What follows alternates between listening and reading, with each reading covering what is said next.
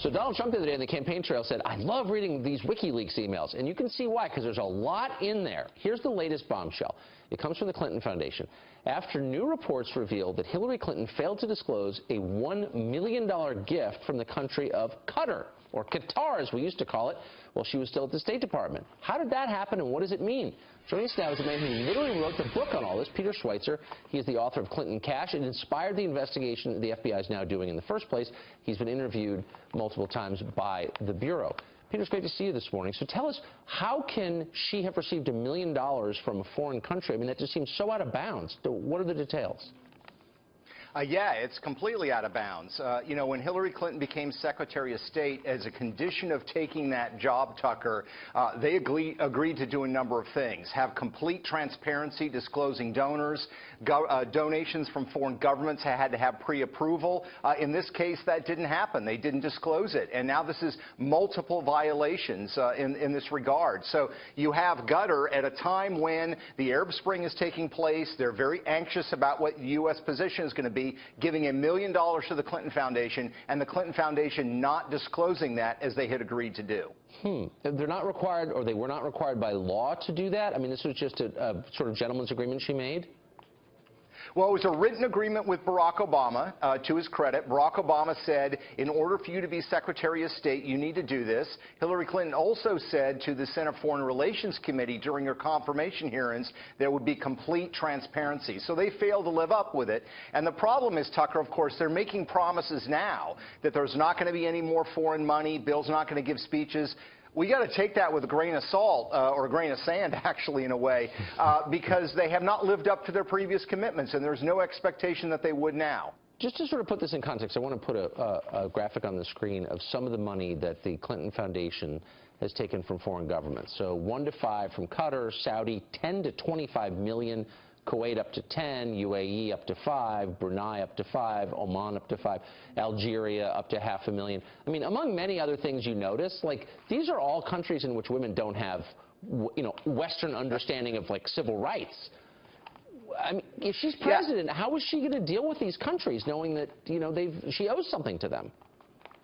Well, that's right, Tucker. I mean, add on top of that the speaking fees, the millions of dollars in money from these same governments that ended up in the Clintons' pockets. Look, I mean, this is a huge problem. Yeah. And as much as the Clintons want to say that this money was given with no strings attached, I think we all know that governments like Saudi Arabia don't give money away for nothing. They expect something in return. Nobody does. That's exactly right. Peter Schweitzer, it's great to see you. Thanks for doing this. Thanks, Tucker. Just days before the election, 3 to be exact, and voter fraud already cropping up in many of the races in the key states. So could the corruption impact the election results? Well, here to look at some of the worst cases across the country, Washington Times editor Kelly Riddell. Kelly, good morning. Good to see you. Good morning. All right, so let's just get to some of these cases, because this has already proven to be a real thing. For example, in California, a man finds dozens, 83 ballots in someone's home. So apparently 83 people live in one home. Yeah, well, Jerry Mosner, he was out gardening his house. He has an elderly neighbor who lives in a small little home. Noticed that she had a lot of mail that day, so went to pick it up. Found 83 ballots. Unreal. And she's just an old woman living in this house. So they went to actually the LAPD to report this, and the LAPD kind of shrugged their shoulders. They said, "I'll go to the post office." The post office was like, we don't know what happened. Eventually, another neighbor went to the registrar's office, and they're now investigating this. But they didn't seem too concerned there in California that 83 people were living in this small house, all registered to vote. Well, and that's California. Here's where it could get serious in a state like Florida, where the polls are neck and neck for Donald Trump and Hillary Clinton. In Florida, they busted 2 women. Two women on, third-degree felonies for voter fraud, because the first woman was out canvassing, or she was supposed to be out canvassing for United People for like medical marijuana, out getting voter registrations. Well, apparently knocking on door to door was too difficult for her, so she just made up names. She put some dead people, she registered some dead people, she just made up falsified information, sent it all in, and the registrar caught her for falsifying all this information. Another woman was actually working in the Miami-Dade elections department. She was a volunteer opening up mail-in ballots. when she noticed that some people didn't vote all the way down the ballot for the mayor, she started checking boxes for them, for her favorite candidate. Unreal. And was caught doing that. Yeah. And these are just the ones that have been caught. It makes you wonder how Just many the others ones are being out caught, there. yeah. So also in California, more switches of voter registration there. Yeah, and this is an online hacking attack in Riverside County where registered Republicans were turning to Democrats and Democrats Republicans. People were messing with the voter files and voter data. And we know that that is a very serious thing that's happening this election that people are scared about and counties are scared about. We already know that Arizona and Illinois' voter databases were hacked into and the FBI is looking into them. And that DHS in general is is on high alert this election season looking into voter machines and voter fraud. Yeah, and here's another one in Virginia. You have 19 re-registered to vote, including 5 people who are dead. Yeah, and the reason why they found this one is because one of the relatives of the deceased re-registered person got a ballot. And they're like, wait a minute, my father passed away. This happened in Harrisburg County. This is where James Madison School is. And what it turned out was another canvasser, another student, basically, instead of going door to door, just started re-registering some dead people on the rolls to influence the election. I mean, when Donald Trump is talking about this rigged election, this is exactly what he's hitting at. It's crazy. Yeah, yeah, it is. And there's cases like these, there's multiple cases of these across the country. Well, let's just hope for the best come Election Day. Kelly, good to have you here. Good to see you. Thank it's an important you. issue. We're in striking distance of Election Day. We've got 3 days to go. Donald Trump is campaigning in Florida, North Carolina, Colorado, and Nevada this morning, while Clinton is focused on Florida specifically. New Fox News polls show that there is a tight race nationally. Take a look at the numbers. Clinton leading Trump by 2 points in a 4-way poll, but in a head-to-head matchup, Clinton is ahead by only 1 point right now. Trump is touting the recent polls, and he is talking about it to supporters. Watch. Have you been seeing what's happening with those polls? They're like rocket ships. They're like rocket ships. New polls just out have us with a very substantial lead in Ohio, nationwide, many of the states. Please take this energy out with you here in Cuyahoga County. Every day is Election Day. We can have the biggest turnout in history. Joining us right now is Ohio State Senator Capri Cafaro, along with Trump surrogate and former apprentice contestant Erin Elmore. Good to see you both. Thank you so much for joining us. Senator Cafaro, good to see you. These polling results really well within the margin of error. What's your take right now, and how does it feel in Ohio? Well, I think the polls are right, you know, and I've been saying this all along for months and months, Maria. You and the crew there know this. I mean, the mood here in Ohio, while Hillary Clinton certainly does have a robust ground game, at the same time, you know, the momentum and the energy is on the side of Donald Trump. And so I think that, and it has been, frankly, for months, because of his message on trade. And, you know, I think at this point, you know, it's going to be hard for Hillary Clinton to pull it out. We are overperforming. Democrats are overperforming Republicans in early voting. We have early voting here up until tomorrow. But frankly, that doesn't really mean anything, in my opinion, because you could have Democrats, union guys pulling a ballot for Donald Trump, and you could have suburban Republican women voting for Hillary Clinton. So saying Democrats are overperforming in early voting is, I think, a misrepresentation. You can't necessarily read into what the early voting, you know, models and statistics are showing us. Wow, isn't that interesting, Erin Elmore? I mean, here you have Hillary leading in the polls, and yet when you look at where the excitement is, when you look where the early voting is, when you look at just small business and the enthusiasm there, they're for Trump. I couldn't agree with Capri any more. Basically, I'm in the state of Pennsylvania, and there's the same enthusiasm, the same love for Donald Trump, and as you can see from the polls, they're neck and neck in Pennsylvania, too. So the momentum is really shifting towards Donald Trump. I also do think there's a phenomenon, sort of, it's been called the Wilder effect or the reverse Bradley effect. Reverse Bradley effect, yeah. Totally, where people are scared to say they're supporting Donald Trump because the next thing the Democrats are going to do are bully them into submission and call them a racist.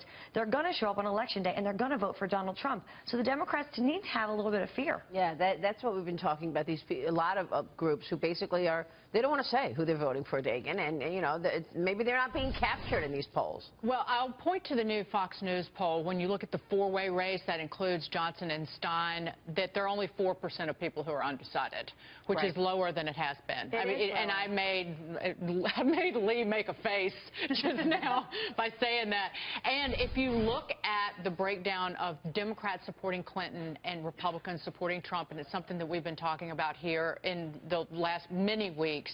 90% of Democrats are for Clinton, 85% are for Trump. Trump needs to get those numbers up even further and into the 90% range. Wow. And you said, what did Romney have? I remember you were talking about 90, north of 90. North of 90. Yeah, he did.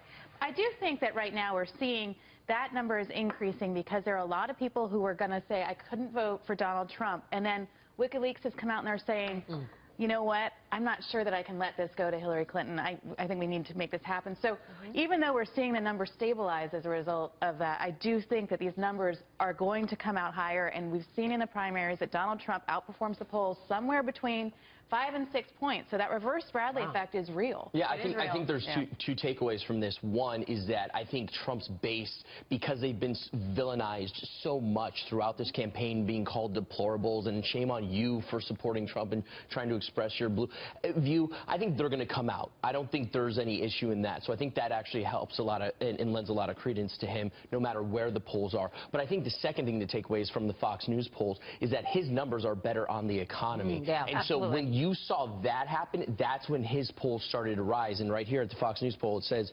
52% Trump, 44% Hillary Clinton. And that's a big spread on who can do better for the economy. Yeah, Capri, at one point it was all about the economy and jobs, and then we moved over to corruption and people wanting the end of corruption.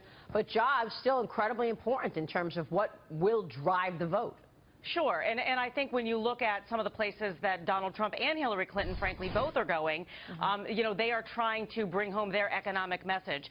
Hillary Clinton, I think, is trying to focus on increasing the participation of the African-American vote, which is lagging from 2012, which, you know, is not necessarily surprising because obviously we had the first African-American president on the ticket. Let me just quickly say something about the Fox News poll. In looking at the top lines yesterday, you know, really when you take a look at it, it shows how divided the nation is. Both of these candidates are equally as unpopular, but both of their negatives are sticking. So you look at the issue of temperament, for example. Donald Trump is still lagging in temperament. People are still concerned about nuclear weapons and Donald Trump. On the flip side, people do not trust Hillary Clinton. Her untrustworthy numbers are very high, and people think that the FBI investigation is something of significant concern should she become president of the United States. So it's anybody's game.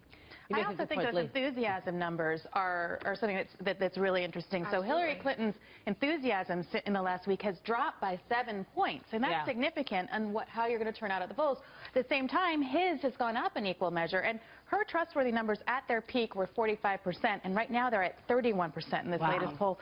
That is a big difference. First, though, new Fox News polls out with just 3 days until Election Day. Hillary Clinton is holding a 17-point lead over Donald Trump with likely voters under the age of 35. Clinton has 48% to Trump's 32%. For Millennials, joining us right now is attorney Christy Kunzig. She's Democratic strategist Jessica Tarlov with us, and Ackman Ziff, real estate director and Trump surrogate Jason Meister. Good to see you. Thank you so much for joining us. Good morning. All right, so Christy, kick us off. What do you make of that lead? A significant lead with millennials. It is, but it's not surprising. Democrats always lead with millennials. I think what is surprising is that the millennials aren't motivated to come out and vote. So while, yes, she's doing better than Donald Trump with millennials, she's still not doing well enough. She's not doing nearly as well as Obama did. So what does he need to do, Jason, to get more of that generation? I think he has to tap into what he's been tapping into. And I think there's blue-leaning states that are going to go Trump. Michigan and New Mexico, I think, are states that are definitely in play. So I think that he just has to keep pushing the message. I think that he's going to get across the finish line. Does this surprise you, Jessica, that you are seeing typically blue states like a Michigan actually turn for Trump? Well, we haven't seen it yet. I know that Trump thinks he has Michigan and Wisconsin in the bag now. I know in the averages she's up about 5 or 6. That's 1 point below where Obama was. But, I mean, the Clinton campaign is pretty sure that the blue firewall is in place. And I was looking at Larry Sabado's map, and he has her winning 293 electoral votes. So on top of the firewall, she would take North Carolina and Nevada, which has very good early numbers for them. I think you're right that he needs to continue hammering his themes and certainly stay on message. I don't think Trump can afford, like in a Alicia Machado 3 a.m. moment at this point. But that doesn't really speak to the millennial problem. So, yes, Democrats do better with millennials, but, you know, millennials want to talk about issues that are pertinent to us. He doesn't really talk about student debt that often. That's true. His health care plan, if it's implemented and we get rid of Obamacare, over 20 million people are going to lose their health insurance. You know, he's not a great younger person candidate. He's a great older white person candidate. Yeah, but the millennials were overwhelmingly for Bernie Sanders. And That's they true. saw through emails, through Judicial Watch and Assange, that it was rigged against them. And they don't like the rigging of the system. They like an honest and trustworthy That's a priority, that they want an end to the corruption. Correct. You don't think so? It's a huge thing. Oh, no, I think so. I think that's totally true. Obviously, Bernie Sanders, he was winning, what, upwards of 80% of younger voters. I was, you know, that lone Hillary millennial running around. But the idea that it's rigged when she won by, I think it was 3.8 million votes, it's quite a large margin to rig. Listen, there were definitely structural advantages for Hillary Clinton, and we knew that. But that argument, it resonates again. But I don't think that's the millennial argument. I think that's just the Trumpian argument. Right, what about the celebrity part of this? I mean, Hillary Clinton receiving celebrity support in Cleveland yesterday. Big concert. Beyonce, her husband Jay-Z throwing their support behind her, and Donald Trump's response was this. Listen to this. Jay-Z, the only way she gets anybody. I'm here all by myself. Just me. No guitar, no piano, no nothing. That is great. Interesting that Jay-Z made that qualifier. I don't wish him any ill will. Which I think is important. Yeah. I think that is something, especially young people. We're not a very hateful generation. We're an accepting generation. Love who you love. Do what you need to do. Take care of yourself. And I think that was really smart of Jay-Z. I'm glad they finally came out for her, because you kind of knew, obviously, that there weren't going to be Trump people, and this has taken a while. Why did it take so long? I don't know. I mean, they have been choosing to work more with the Black Lives Matter movement over the past year, more than getting involved in the presidential race this way. And a lot of the Black Lives Matter movement leaders actually took a while. I mean, DeRay just came out in an op-ed within this month in support of Hillary Clinton. So I think they're waiting for that. But, I mean, it's funny when you see Jay-Z and Beyonce and then you see Hillary shrieking like, yeah, it's about her. But does it matter? Do those two matter for her? I think she needs a lot more than Jay-Z at this moment in time. Well, she has LeBron coming up. She has two open FBI investigations. She has an IRS open investigation. She's got some serious issues that she has to deal with, and the enthusiasm gap is massive. That's not true. I have to agree with Jason. But it's not she's true. going to need something way more than this. I don't think Beyonce's backup dancers in pantsuits is going to be swaying any millennials to go hit the polls. So it doesn't matter to you? It doesn't matter. And when she took the stage, a lot of people left the concert anyway. It's not like in 2012 when Bruce Springsteen and Obama were together and people went more don't for Obama. like to hear celebrities' politics. Correct. And I have to agree with that. I work for a radio station, I have a rock show, and all of those artists are constantly, I mean, they're very liberal, but they're constantly giving their opinions. I love them for their music. I don't necessarily love them for their political views. The fact is that we have a movement right now, and it's very similar to 2008 and Barack Obama. That's what Trump's tapped into. It's much bigger than Donald Trump himself. Barack Obama and Donald Trump's messages in 2008, 2012, and they today. both changed. Hope and change is very, it's substantively different, because Barack Obama was talking about an inclusive message, believes strongly, and sort of the majority of Americans, that Donald Trump is talking about an exclusionary message here. Well, and he's also talking about an end of corruption. He is talking about that, and that's not what Barack Obama was talking about. I just think that comparing these men, I think not only would be an affront to Barack Obama, but I think that no one sees it that way.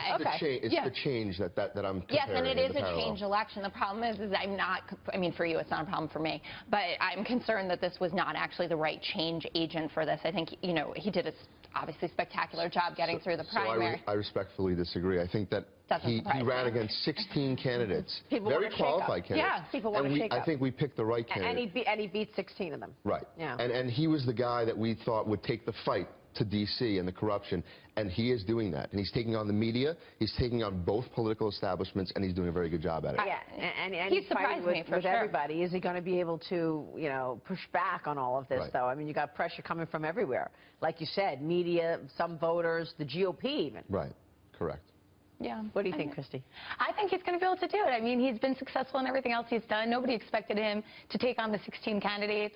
And again, when we were looking at the delegate maps, everyone was thinking he wasn't going to make it there either. So I think with all these maps coming on now about whether or not he's going to be able to get enough votes, I think he's going to keep surprising us. Will the independent vote be the deciding factor in this election? Joining us right now is former presidential campaign advisor to Newt Gingrich and president of Speakerman Media, Lee Speakerman. Good to see you, Lee. Thanks so much for joining us. Also joining us is Democratic strategist Richard Goodstein. Richard, good to see you as well. Thank you, gentlemen. Morning, Maria. Lee, kick us off here. What do you make about these latest polls?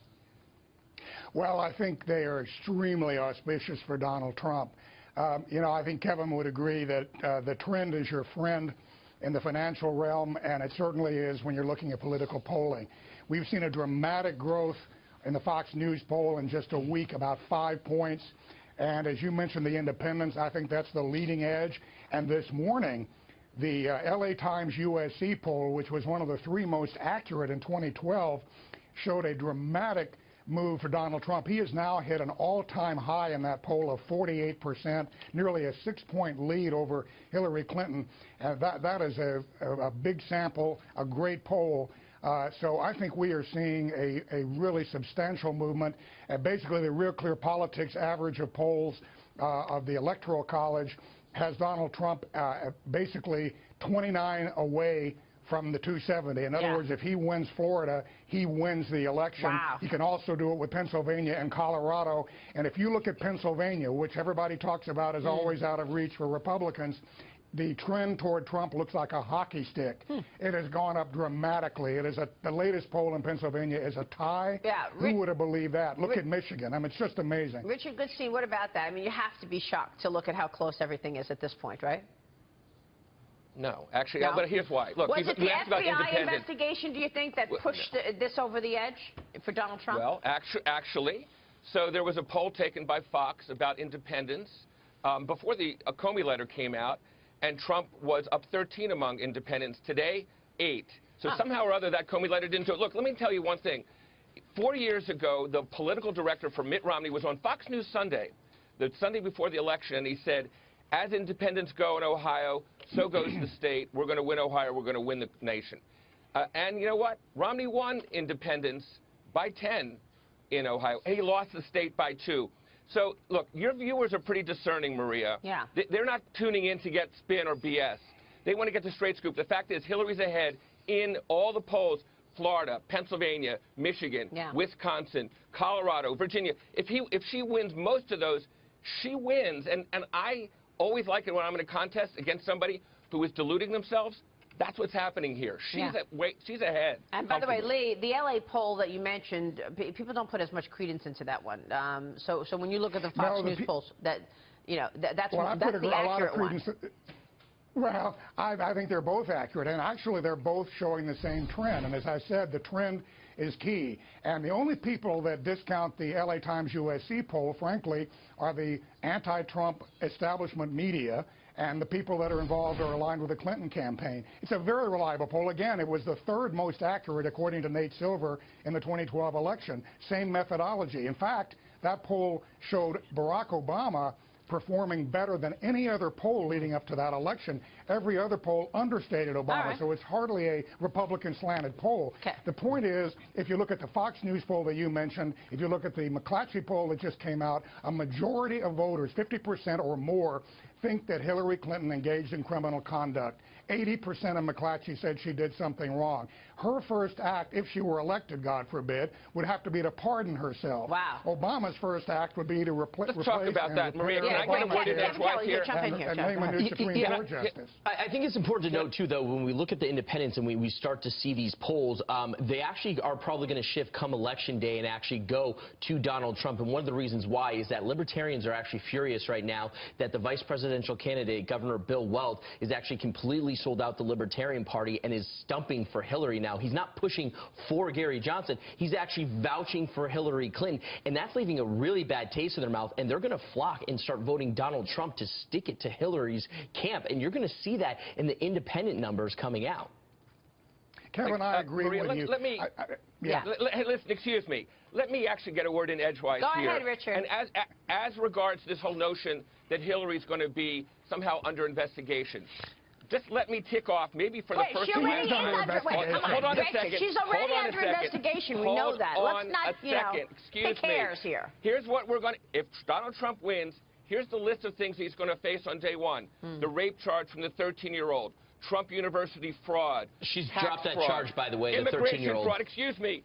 Melania's immigration fraud. We know the Trump Foundation engaged in fraud. They gave a contribution to the Attorney General of Florida. Richard, my friend, Richard, come on. She's under criminal FBI investigation. Let's at least state facts. No, what do you mean, not. no? Maria, No. Well, that's exactly, and you don't know. People say I that do know lightly. because Jim Comey came out last Friday and he told the world he's reopening the investigation into her server we know and that her there's a email, separate Richard. We all investigation. know that. There's a separate investigation for the Clinton Foundation. No, the criminal actually, enterprise masquerading as a foundation. Excuse me. So this goes to my point about your viewers being discerning versus spin. What we have is, yes, some FBI agents who are out to get Hillary, who are feeding certain news sources that there's an investigation. I hope. Look, I hope this contest comes down to a difference between the Trump Foundation, which bought portraits of himself, a Tim Tebow signed helmet, and donated to his kid's private school. That's not a criminal investigation, Richard. No. That's but not a an donation, FBI criminal investigation. We know that he donated.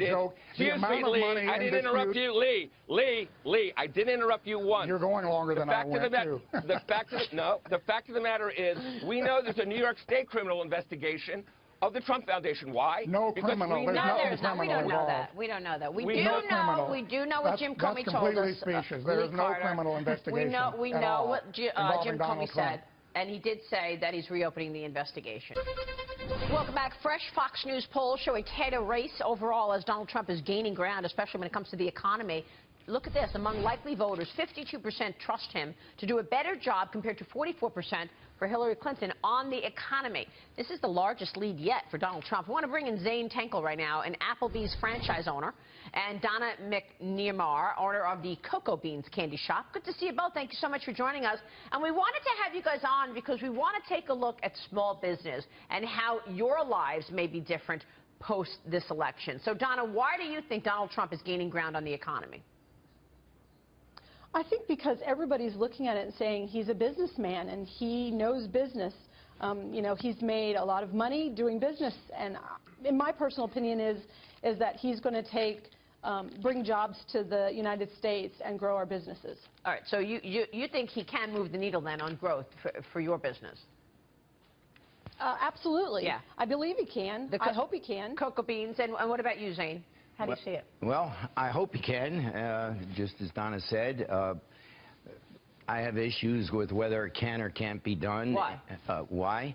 Because this country is a country in transition. And to say we're bringing back jobs just to make that comment without any platform for it to stand upon other than tax cuts, I don't believe is achievable. I don't believe is... We've got to worry about the country's transition from here to there. And just by saying we are going to bring people back to work, just by making promises without any hows, to me... What do you think it would take to bring business back? What will it take? Well, so much of our country is dependent upon psychological factors, so maybe Donna's right. Feeling good about Donald Trump, feeling good about, you know, a new leadership, that might just start to get the thing moving. It might be the primer to make it happen. But it takes jobs. We have so many people that have moved out of the workforce and that are standing on the sidelines today that are not counted in the unemployment factor. It takes people with discretionary income. You can't legislate money into people's pockets with minimum wages. It doesn't happen that way. We need good jobs. But what about just some of the Trump proposals? 15% corporate tax rate. If you can reverse some of the impact of Obamacare, where the law was written to encourage small employers to have part-time people because of the 50 worker threshold. Just some of those things. Just making it easier to start a business in this country. It wouldn't necessarily bring back, say, furniture or textile jobs that have gone overseas, but it would give people at least a leg up to start a company, wouldn't it? Well, let me address the first part, the Obamacare. You said three different things, if I heard you correctly. Yeah, the corporate taxes, Obamacare, exactly. And then rolling back less regulation. Obamacare is a car crash. I've been saying it on this network long before it was signed. We know that now. Yeah. Right, and it clearly is. It's flawed. It's another great liberal progressive idea with good intentions and extremely bad results, and only heading to total destruction, because the problem with it, it opens once a year for people to re-enlist. Take my company. First year we had 10 people. fine was only $90. I have 3,000 people. Second year, 180 signed up. This year, almost 600 have signed up. The fines now are $600. It's 4 years later. 4 years later, you get diabetes, you have heart conditions. As you get older, you get infirmities, you get pre-existings. So you have a pool left with only sick people. It's not the concept of insurance. It's inevitable. I'm supposed to be smart to know that? I went to the Wharton School with Donald. I didn't learn it in Wharton. Did you actually go to school with him, or you just went to the same college? I went to school, truth be known, with your father-in-law, not with Donald. My father-in-law did go. I'm curious. I know he did. So Donna's take. Yes. Donna, how are you feeling just overall business environment-wise? Are people starting to spend, or are people worried about rising health care costs? Like, how is business going for you in Ohio right now? Business is not bad for us in Ohio, but it always could be better. We've watched kind of a slow rise since the economy tanked a few years ago. You know, people are paying huge amounts of money in their insurance and taxes and that kind of stuff. And so for us, and I said it before, our business is kind of not a necessity. Even though I think chocolate's a necessity, but it's not a necessity. And when our costs go up everywhere else, that's kind of where they cut their costs at. So obviously we think Donald Trump is going to help small business. What do we think is going to happen if Hillary Clinton becomes president? Good question. Yeah. How does that impact your life? Well, go ahead, Donna. She's going to raise taxes. Right. She's going to raise taxes. And what's that mean for you? And raise wages. Yeah.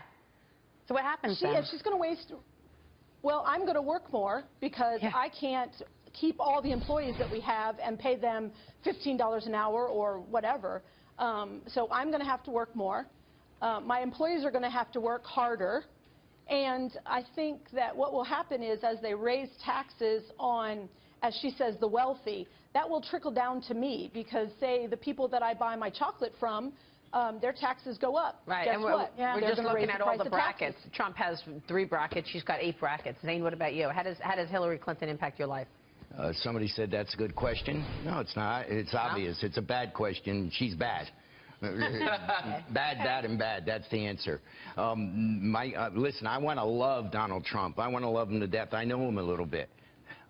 The reality is I'm concerned about the deliverables. And I'm concerned about just pandering to the people and saying jobs come back. And, yes, Obamacare has to go. There's no doubt. But what replaces it in the interim, if anything? And we've pushed them. We've pushed surrogates and members of his campaign. And they have no answers. That's my concern. Selling insurance across state lines. I am first and foremost a realist. An American. I hosted 2,000 people yesterday at the Waldorf Astoria. We had John Brennan from the CIA. We had the Commandant of the United States Marine Corps. And I stood up and I said that in front of 2,000 people, FBI, Secret Service, DEA. I said the same thing. I am first and foremost an American. If Donald Trump can do 10% of what he does for me, Zane Tankel, Apple Metro, my 3,000-plus employees, it's fantastic. My concern is it's not doable. So you're not buying it. You're not buying it. I'm an intelligent, I like to think intelligent in person. Not buying it. It's not possible. Right. And lastly, and most importantly, go back to the Obamacare. There's a malaise in the economy. There just seems to be. That's Obamacare. We're taking money out of circulation. We're giving it to the government to redistribute. When you cut taxes or when you put money into the economy, it recirculates. So, as Donna said, a rich guy gets a tax cut. He spends it on candy. He spends it. Here, the government is confiscating money in either fines or directly health care fees, and they hold it. And they give it to people. Now, no one has any concept of the trillions of dollars that are coming out of our economy. That has to go. Bring in Jeff Rowe right now. He's former Ted Cruz presidential campaign manager, along with Mark Penn, former chief strategist for Hillary Clinton's presidential campaign. Gentlemen, good to see you. Thank you so much for joining us. So, Mark, we just saw the concert, Beyonce, Jay-Z, LeBron James also coming out for Hillary. Is this going to make a difference for Hillary in Ohio? Well, I think as you can tell, African-American turnout maybe has been lagging a little bit, and so I think these efforts are last-minute tries to increase that turnout, create some enthusiasm going into the election, I think it's a good move. It could make a difference. Look, I think you're seeing that African-American turnout may be a little bit lower, but Hispanic turnout surging at the same time, probably making up for each other, giving Donald Trump a tough road ahead. Why do we think African-American voting is down? We do, based on analysis done by the Wall Street Journal this very day, black early vote turnout is down 7% in Florida and North Carolina compared to not just 2008, but the same point in 2012. And now the Clinton campaign, granted, never expected to exceed it, but they're exceed what President Obama did in terms of turnout, but they're concerned enough about it that they have all the big guns out, Jay, Beyonce, and the president himself. Yeah, because Hillary Clinton's unrelatable, and that's been consistent throughout this entire election cycle. Did she become more relatable with Beyonce and Jay-Z? Not really. I think it seems a little disingenuous, and unfortunately, I mean, we've seen this election is a vote against people and not for them. Right. So you need to convince the African-American voter to vote for her. Okay, let's talk about the lyrics of Jay-Z's songs. And if you're criticizing Donald Trump for what he said, lewd comments about women, you're campaigning with him? Get the lyrics out. You're right. It's. I mean, take a look. How do you explain that? Yeah. Well, let's talk about independents for a second, Jeff. The latest poll, the Fox News poll, shows that 74% of independents say hearing of the new FBI review, reopening the FBI case, makes no difference in their vote for Hillary Clinton. This coming as it's revealed that Hillary Clinton sent Chelsea info, now deemed classified. Jeff, what about this? Is this a case of information overload? Are voters basically tuning out the emails, even though there may be crimes here? Well, I think that for a lot of people, their vote is decided. And I think to a certain extent, that's why you see the early vote going so high, is they want their election for them to be over. Let's just get this over with. But to the African-American vote, there's two things. Not just is there an intensity problem, but we see her lagging in the numbers. Typically, Democrats get 90% plus of African-Americans, and the polls that we see across the country have Trump in the teens. So it's a problem not just of enthusiasm, but also it's a problem of actually getting the vote that they need out of that block of voters. So, for independents, I think a lot of this is just decided in their mind, and they want to get it over with. So, Jeff, I'm curious right now about establishment Republicans. I mean, you worked with Ted Cruz. There's so many establishment Republicans who are saying, I can't vote for Donald Trump. We're even seeing in the polls that he's not pulling as many Republicans as even Mitt Romney did. How's he going to make this up?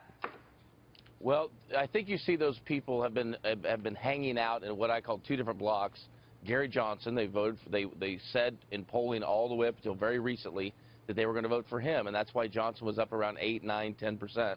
And they also said they were undecided. Well, those two numbers have come down. One number that I'd look for in these latest, as the final polls come in, is look at that Gary Johnson number.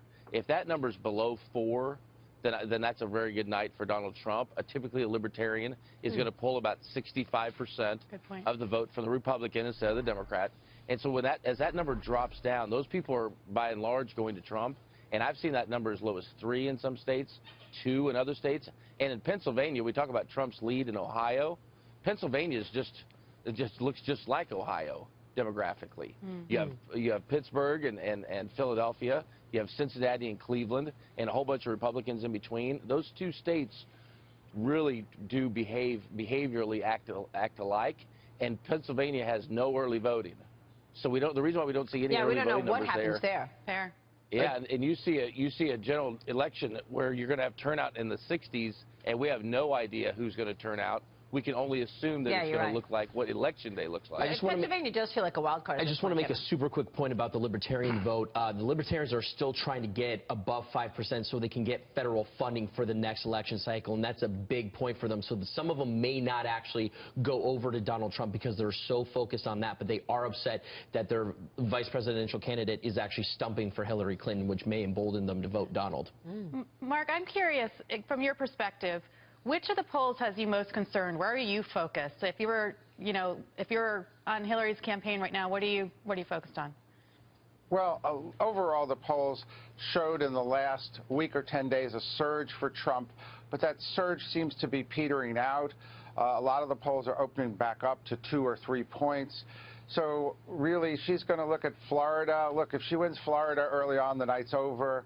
She's got to shore up New Hampshire, because if he takes New Hampshire, that gives him a much better shot. And, of course, North Carolina in the bank. So a lot of these East Coast states could actually be early deciders and that are quite tight. And so I'd keep an eye on those states, be a little less concerned about Ohio, because Ohio does have a 5-point lead for Trump, and basically block Trump in some of these other states, which gives him a tough road to hoe here. Do you buy the whole Bradley effect, though? Do you buy? I mean, there's so many people that say it's a 2 or 3 point race that Trump's going to take it because he overperforms, and all the way through the primaries we saw him overperform in the polls. Do you buy that? I don't think that he necessarily always overperformed. He didn't overperform in Iowa, for example. I think actually we've been pretty good at pegging his vote. Look, there could be some closing. There could be a couple of points here at the end that switch one way or the other. I think you're looking at whether women are going to break even more heavily. For her, you're looking at whether Latinos are going to come out in greater numbers because he's angered them, and you're looking at whether he can pull out more white men. Those are the 3 big factors going here. And can African American turnout be not a historic record, but be second in terms of history? I've tried to read all of the kind of modeling that they do on the internet, whether it's 538, but also the upshot on the New York Times site. I just wanted to say this because I thought it was interesting. They give Hillary Clinton an 85% chance of winning, Donald Trump 15%, but they point out that a victory by Donald Trump remains possible. Clinton's chance of losing is about the same as the probability that an NFL kicker misses a 37-yard field goal. Wow. So for any for any football fan, they can kind of get their head around that. How much panic is there in the party, Mark, about stories like the Clinton Foundation? And now we know that Clinton has confirmed that the foundation got $1 million gift from the Qataris while she was Secretary of State. Look, I think you can see this has been a huge concern. I think all these stories have depressed her vote. I think without these stories, she would be ahead 10 or 15 points. In your poll, she's trailing Donald Trump in honesty, although I note your poll has 40% Republican and 40% Democrat, so it's got a higher number of Republicans than maybe some of the other samples you've had. But yes, of course, this is a big concern. This is the main thing, I think, holding her back from what would have been otherwise a landslide victory here, rather than, I think, being 2 or 3 points ahead. Yeah, that makes a lot of sense. Mark Penn, Jeff Rowe, good to see you both, gentlemen. Thank you so much. Well, an intelligence official reporting that U.S. military hackers have penetrated Russia's electric grid, telecommunications networks, as well as the Kremlin's command systems, making them vulnerable to an attack. This is the latest American cyber weapon to fire back at Russia if the U.S. deems it necessary. Joining me right now is the former world chess champion and author of Winter is Coming, Why Vladimir Putin and the Enemies of the Free World Must Be Stopped. Gary Kasparov is with us this morning. Gary, good to see you. Thanks for inviting me. Thank you so much for joining us. So Gary, officials are expressing concern that Russia will use its cyber capabilities to disrupt the election. Do you agree, and do you believe this is a fair worry? I've been warning about it for a long time. Clearly, Putin has an interest. Russian propaganda machine has been supporting Trump. Probably there's more Trump on Russian television than Putin these days. Why? Look, there are many reasons. I mean, I'm sure Putin views Trump as the sort of ideal counterpart for his geopolitical agenda. And also, let's not forget, Trump, who is not famous for his consistency, has been regularly praising Putin and Putin's foreign policy, even undermining Mike Pence and other top Republicans. And also, we yet to find out, go to the bottom of Trump relations with, say, Russian oligarchs who rescued him in 2008 from the bankruptcies. And also, I would love to know more about Trump's visit in Moscow in 2013. He was there, Miss Universe, and we know how KGB can, work with people that have interest in. And do you think that Trump may not be able to resist his temptation to grab women by the intimate parts of their bodies in Moscow, and KGB didn't record a full motion movie about it? All right, let me push back on a couple of things there. Number one, the FBI told us last week, Jim Comey said they found no evidence of a connection between Trump and Russia, number one. Point number two, wasn't it Hillary who sold 20% of the U.S.'s uranium to a Russian company that was backed by the Russian government and then got $100 million plus into the Clinton Foundation? Isn't that the real relationship, Clinton-Russia? I feel sick when somebody asks me to defend Hillary. But there's only one good thing I can say about Hillary. We know exactly how bad she is. So it's almost transparent, all her wrongdoings.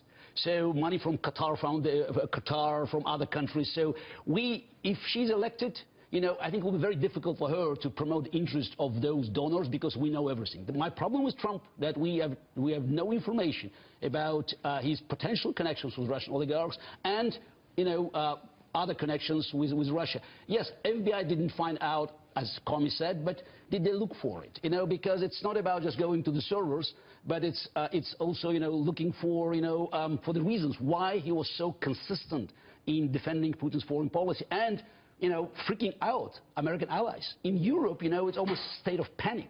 In Eastern Europe, they're expecting Putin's aggression if Trump is elected. Yeah, Gary, I've got to ask you about this take because we've seen what happened with this administration, right?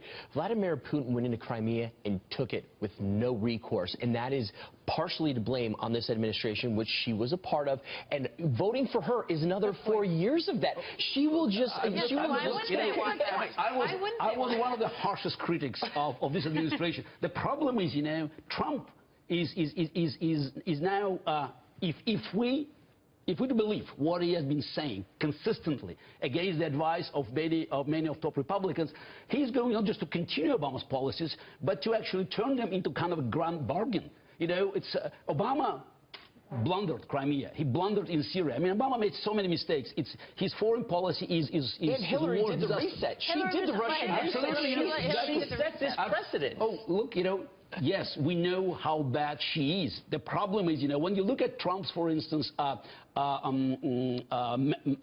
decision to change only one paragraph in the Republican platform at the convention, it was about Ukraine.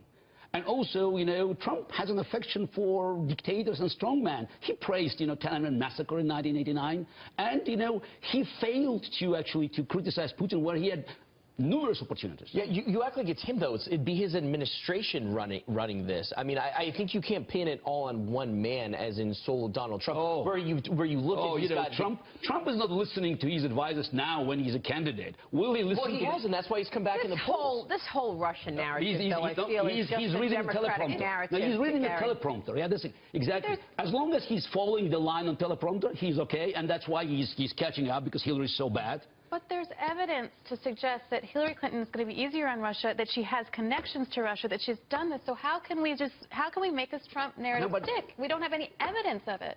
Yeah, this is why he's not releasing his taxes. This is, who saved him from bankruptcies in 2008? Well, what about Hillary's 33,000 emails? What about the pay-to-play situation at the Clinton Foundation? We can't leave this stuff in isolation. No, we're going to talk about Trump. We've got to look at Hillary as well. Oh, absolutely. That's a problem. That both parties, in my view, must be disqualified for forcing Americans to make this horrible choice. It's an insult for American democracy that you have this great country has to choose between Hillary Clinton. Absolutely.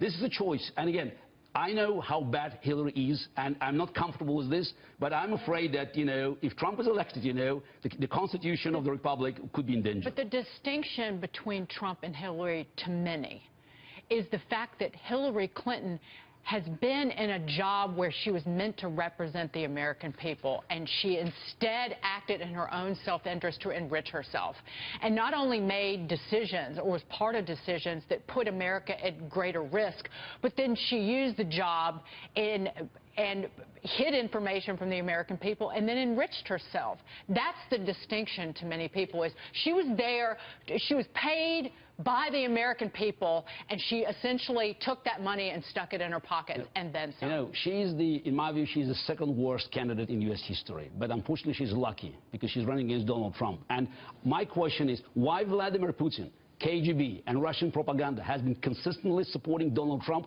And while we're talking about the possible disruption of U.S. elections, it's not just they want to just meddle with U.S. elections. They want to create chaos. And unfortunately, what Trump has been saying, it perfectly fits Putin's geopolitical agenda. Ask Europeans. Just ask people around the world, traditional American allies, who are terrified by a possibility of having. Yeah, they should also step up, though, because they've actually stepped back and they haven't held Vladimir Putin accountable as well. So they have themselves to blame. Well, Putin, you're talking about Estonians, Latvians, Lithuanians, Poles. No, I'm not talking about the Eastern Bloc. I'm talking about Germany, France. Vladimir Putin has built probably the most successful spying and lobbying network since Comintern. And, you know, he was very successful in penetrating European political, business, and financial circles. Now he wants to do the same in the United States. And I've been saying for a long time that was a top, you know, priority of this administration. Unfortunately, Obama was too slow to react on it. And, okay, history will hold him responsible. Putin hates Obama. No, no, it's not about, no. I'm sure he likes Obama. It's a contempt. It is a different story. Because Obama gave everything Putin wanted.